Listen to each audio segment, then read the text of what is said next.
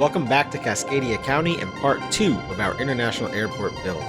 If you caught part 1, you know we laid down the big foundation pieces, and honestly, it's already starting to look like a real airport. But today we're going to start injecting some actual life into this place. We've got a lot lined up. First we'll carve out the cargo area and get those routes moving, because without cargo, it's basically just a really expensive bus stop. And since we're keeping to the SeaTac-inspired theme, I also put together a custom Skybridge from the Delta concourse to the main terminal. I tried to match the real-life counterpart as best I could. It's a small touch, but it really helps sell this as our version of the airport. Then we'll swing on over to the administrative section, drop in some hangars, and get those areas looking functional. But that's not all. I got a little surprise worked into that'll tie directly into part 3, so stick around for that. To top this all off, we're going to polish up on some much-needed detailing, get these runways and taxiways looking proper, and finally, get some much-needed lighting installed. So we'll be doing all the main lighting, including starting on the terminal, so the entire area just feels functional both day and night. It's the main detail that really pulls everything together, and it'll make a huge difference as we continue building out the airport. So let's dive in.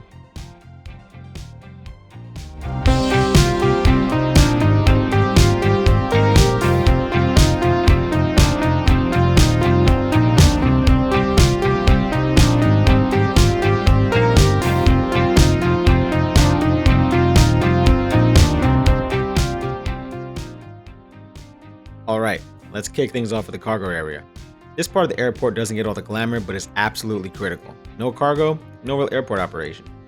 I started by carving out a block of space near the Delta terminal so the planes can get in and out without causing a traffic nightmare for the passenger terminals. I used some of the cargo harbor static ploppables to form the base of the terminal and tucked the actual cargo area inside of it. Now once that's connected to the roadways, you'll start to see plenty of trucks rolling in and out. I may have spent a little too much time lining everything up perfectly, but my OCD just wouldn't allow me to jank this one up. After that, we'll add some parking spots and a few prop planes to bring it all to life. That kind of wraps this area up for now though. The full detailing will come when the service roads and the highway connectors are in place.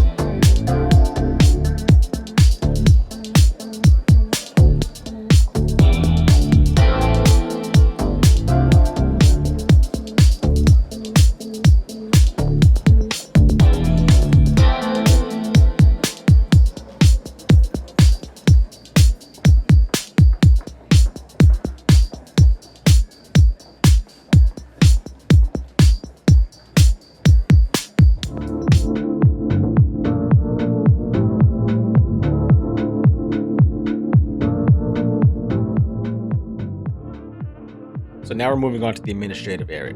This is where all the VIPs and high-profile visitors usually arrive in Cascadia County.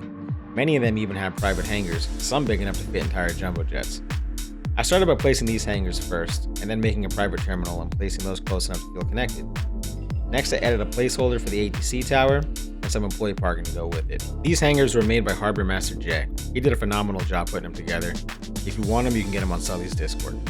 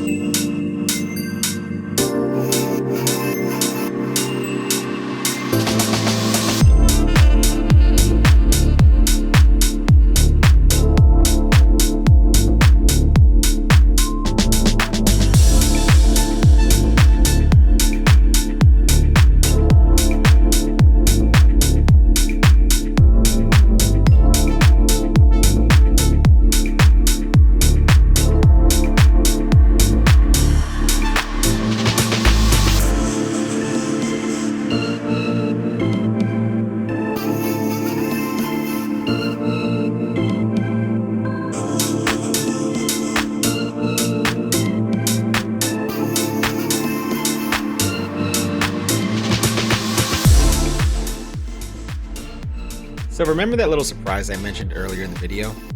Well, the president's in town. I set up something small but neat that's going to play into a big episode later on. Shout out to Nyoko for doing such an amazing job with Air Force One. He's even working on an updated version of it, and I honestly can't wait to see that one in action. So once we get these last few airplane props placed down, we can start laying down some line work, and then I'll get the airport surface in place. I'm going to be using the tiled surface from Sully's Airport Essentials pack. I just love the way it looks and it matches SeaTac-style perfectly. Now this might not be the most flashiest part of the airport, but areas like this really make the build feel more realistic and immersive.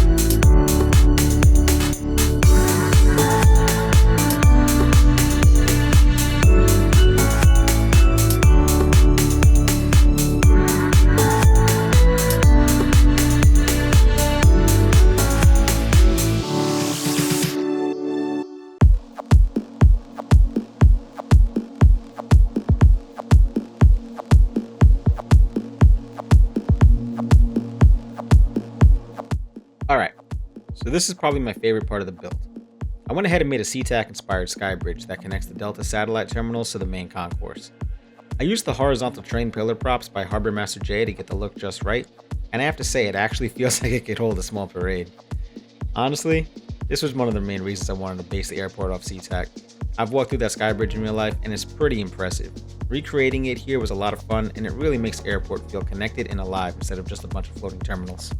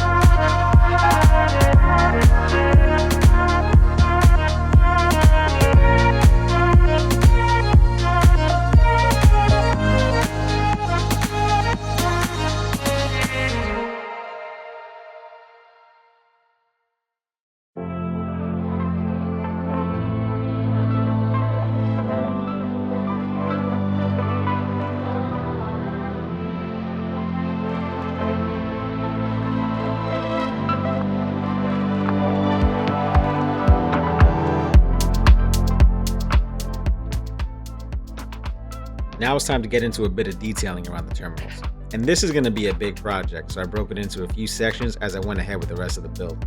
That way, if I wanted to make changes, it wasn't going to hurt as much. Starting with the plane parking areas in Alaska Airlines Satellite Hub, this is where the airport really starts to look apart. I began by rearranging the parking spots at the gates, setting up their parking stands and gate numbers, making sure each plane fits naturally and has enough room to maneuver. Nothing looks worse than crammed aircraft. To really push the authenticity, I added a bunch of stains and patches and wear marks to the surfaces, giving everything that weathered, heavily used look you see at real airports. It's amazing how just a few subtle textures can transform a flat parking area into a space that actually feels lived in. Now this is going to be a big time-lapse portion of the video, so I'm going to go ahead and let you guys enjoy this time-lapse and I'll check in a bit.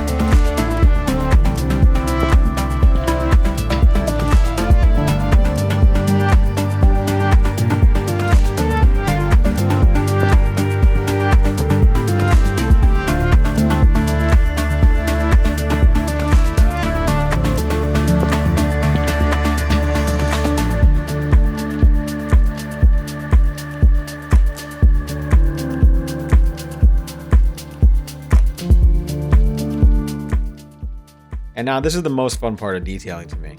I went through the Alaska Airlines satellite hub refining the concourse layout and props so it matches the real life inspiration as closely as possible. Adding all the little details to really sell the realism. I placed fuel trucks, baggage carts, ground service vehicles, the works, all to give the area a busy, functional vibe. These small adjustments really help make the whole section feel like it's part of a working airport.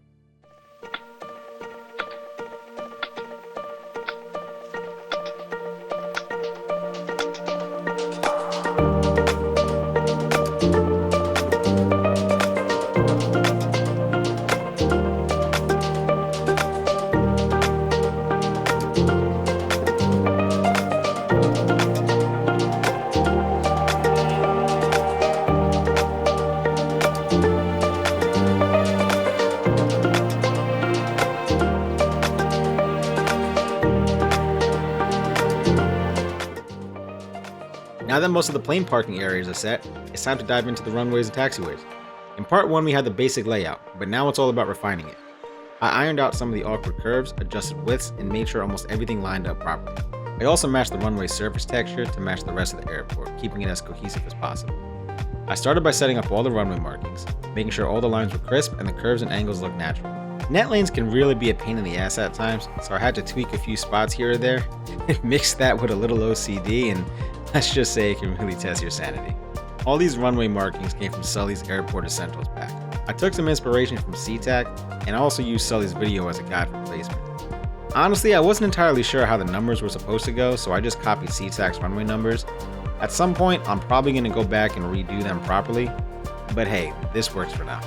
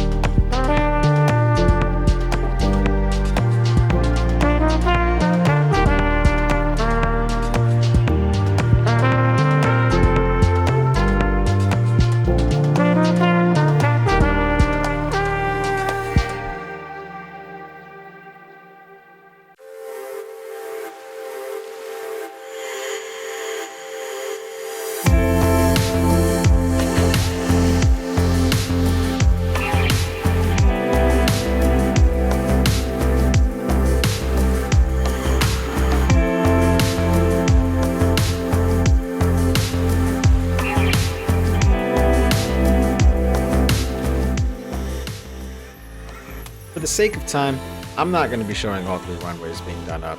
There's just so much going on here to begin with, and this was a very tedious process that spanned over a few days to finish. Right now I'm starting to add the holding lines at the intersections. Basically those bright yellow stop here markings you see right before a runway. It's a small but very important detail. From there I drop in the directional markings to guide the traffic along the taxiways. Nothing too crazy, just making sure the flow makes sense with the runways. I'll fix the numbers for 16 and 34 right and left while I'm at it though. It was really tedious lining everything up, but once it's in place, it makes the whole airfield feel a lot more complete. Plus it's one of those things that just looks super satisfying in the time lapse.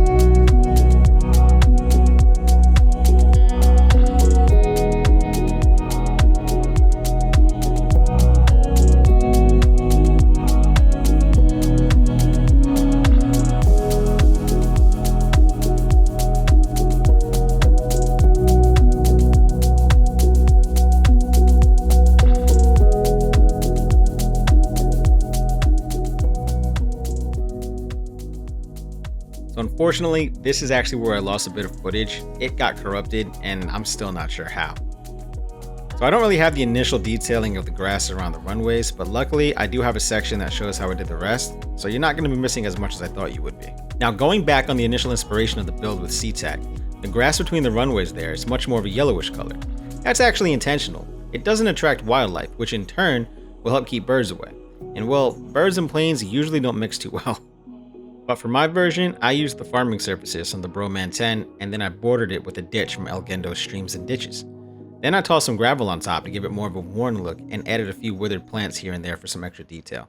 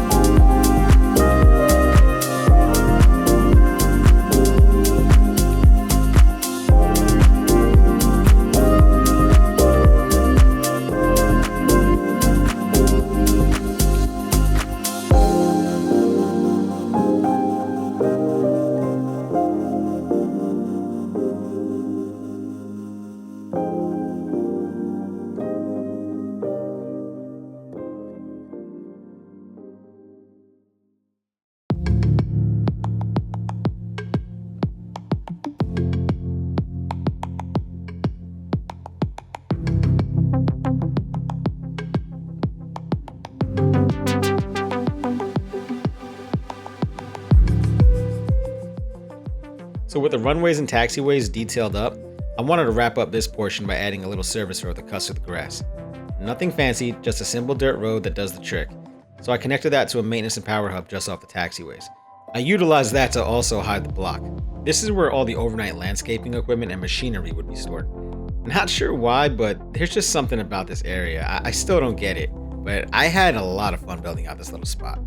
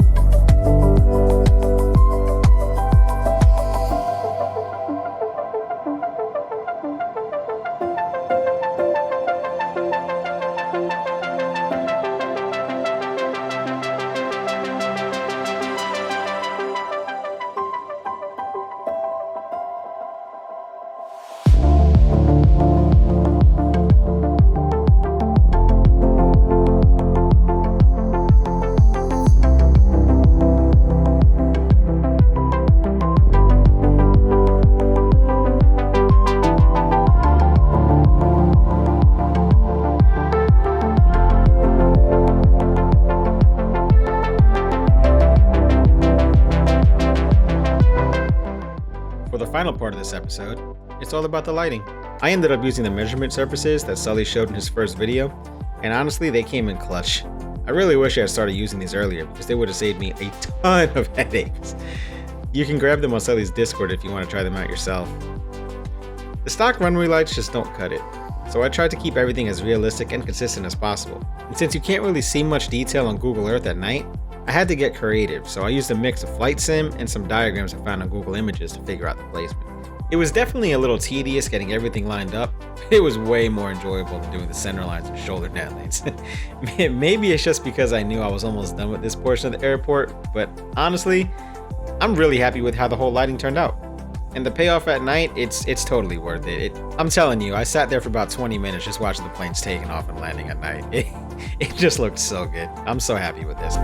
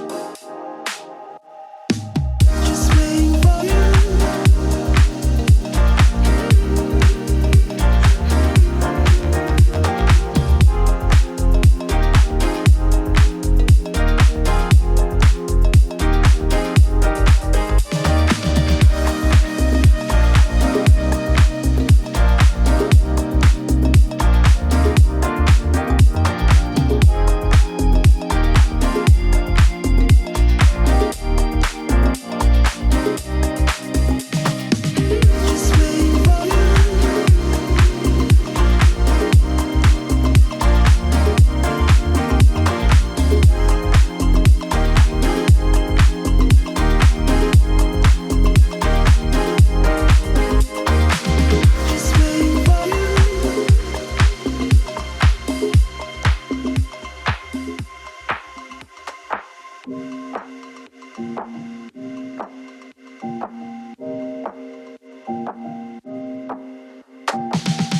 waiting for you.